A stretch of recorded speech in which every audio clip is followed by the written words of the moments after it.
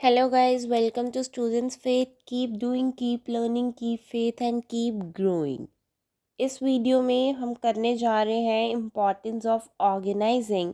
अगर आप organising process को सीखना चाहते हैं तो ऊपर आई बटन पे क्लिक कीजिए। इस वीडियो में हम करने जा रहे हैं importance of organising. Importance of organising समझने के लिए हमें ऑर्गेनाइजिंग का मीनिंग क्लियर होना बहुत ज़रूरी है। ऑर्गेनाइजिंग का मतलब क्या था कि जो भी फंक्शंस हमें करने हैं उसके लिए रिसोर्सेज को आइडेंटिफाई करना एंड देन गैदर करना। अब जो भी हमें बिजनेस एक्टिविटीज़ करने के लिए, ऑपरेशंस करने के लिए जो भी सोर्सेस लगने थे वो हमने आइडेंटिफाई भी कर लिए, गैदर भी कर लिए, रिपोर्टिंग रिलेशनशिप भी एस्टैब्लिश कर दिया।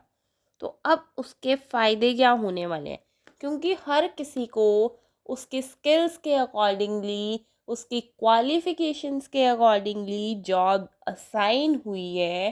तो वो बंदा एक ही चीज़ को जब बार बार करेगा तो वो उसमें स्पेशलाइज हो जाएगा अपने फील्ड में। तो इसका पहला पॉइंट आता है benefits in specialisation. Second point आता है रोल क्लैरिटी, क्योंकि हर किसी को एक अलग रोल असाइन किया गया, अलग टास्क असाइन किया गया। अब बंदे को पता है कि मेरा काम जो है ना सिर्फ यही पार्ट है, ये काम मेरा था, मैंने कर दिया, मेरा काम ख़त्म। तो हर बंदे को अपनी रोल क्लैरिटी रहेगी। और जब बंदे को अपनी रोल क्लैरिटी रहती है ना तो उस बंदे को कन्फ्यूजन्स नहीं आती हैं। तो इस वजह से डिलेज जो हैं काम में वो भी कम हो जाते हैं। तो थर्ड पॉइंट यही रहेगा कि no delays in the work. Number fourth पे हम बात कर सकते हैं ऑप्टिमम यूटिलाइजेशन ऑफ रिसोर्सेज, क्योंकि अब हर किसी को टास्क जो असाइन किए गए वो उनकी स्किल्स और क्वालिफिकेशंस को देख के असाइन किए गए। तो रिसोर्सेज जो हैं वो फुली यूटिलाइज हो रहे हैं।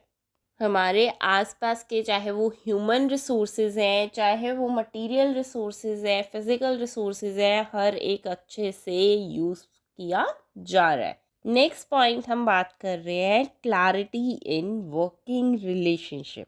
वर्किंग रिलेशनशिप से हमारा मतलब क्या है? एम्प्लॉयर एम्प्लॉय रिलेशनशिप, क्योंकि अब हर बंदे को अपने रोल की क्लैरिटी है। उसको पता है कि मेरा इमीडिएट बॉस कौन है। जब उस बंदे को ये चीज़ क्लियर है ना, मेरा इमीडिएट बॉस कौन है, उस बंदे को अगर कोई भी प्रॉब्लम आ रही है तो वो अपने इमीडिएट बॉस के पास जाएगा। उसे सोचना नहीं पड़ेगा मैं इसके पास जाऊं या उसके पास जाऊं। अगर मान लिया जाए कि किसी भी ऑर्गेनाइजेशन में रोल क्लैरिटी नहीं है, तो अगर रोल क्लैरिटी नहीं ना होगी, अगर एक ही बंदा 4 तरह के काम कर रहा है, उसको रोल स्पेसिफाई नहीं किया गया, तो उस केस में उसका जो वर्किंग रिलेशनशिप है ना उसमें भी उसको क्लैरिटी नहीं आएगी। उसको समझ नहीं आएगा मैं अब इस बंदे के पास जाऊं कि इस बंदे के पास जाऊं या उस बंदे के पास जाऊं। मेरे ऊपर 4 बंदे हैं, मैं किसके साथ डिस्कस करूं अपनी प्रॉब्लम को। तो जब उसको रोल क्लैरिटी नहीं है, जब उसको वर्किंग रिलेशनशिप क्लैरिटी नहीं है, तो डिलेज होना भी ऑब्वियस है। नेक्स्ट पॉइंट हम बात करते हैं कोऑर्डिनेशन एंड इफेक्टिव एडमिनिस्ट्रेशन, क्योंकि हम ऑर्गेनाइजिंग में डिपार्टमेंटलाइजेशन कर रहे हैं, या तो डिफरेंट प्रोडक्ट्स के अकॉर्डिंगली या फिर फंक्शंस के अकॉर्डिंग। तो इसकी वजह से क्या होगा कि अलग अलग डिपार्टमेंट्स में कोऑर्डिनेशन आएगा।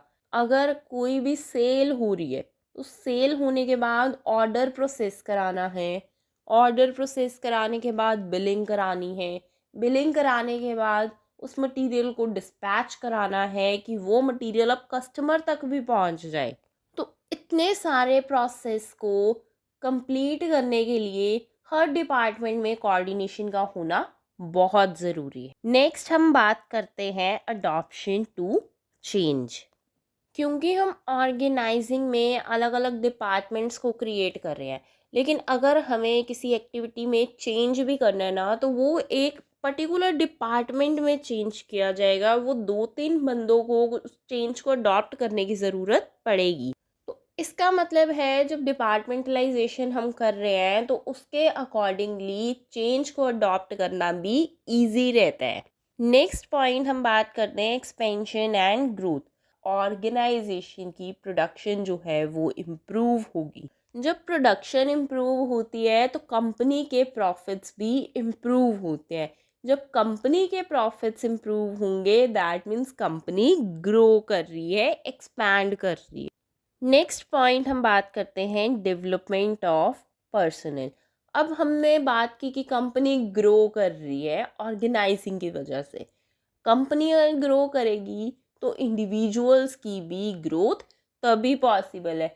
इंडिविजुअल्स को इंसेंटिव्स मिलेंगे, इंक्रीमेंट्स मिलेंगे या फिर कुछ और बोनसेस वगैरह दिए जाएंगे for their motivation. Guys next video में हम करेंगे ऑर्गेनाइजेशनल स्ट्रक्चर। गाइस अगर आपको ये वीडियो थोड़ी सी भी पसंद आई है तो इस वीडियो को लाइक, शेयर या सब्सक्राइब करना ना भूलिएगा। Thank you so much guys for watching the video.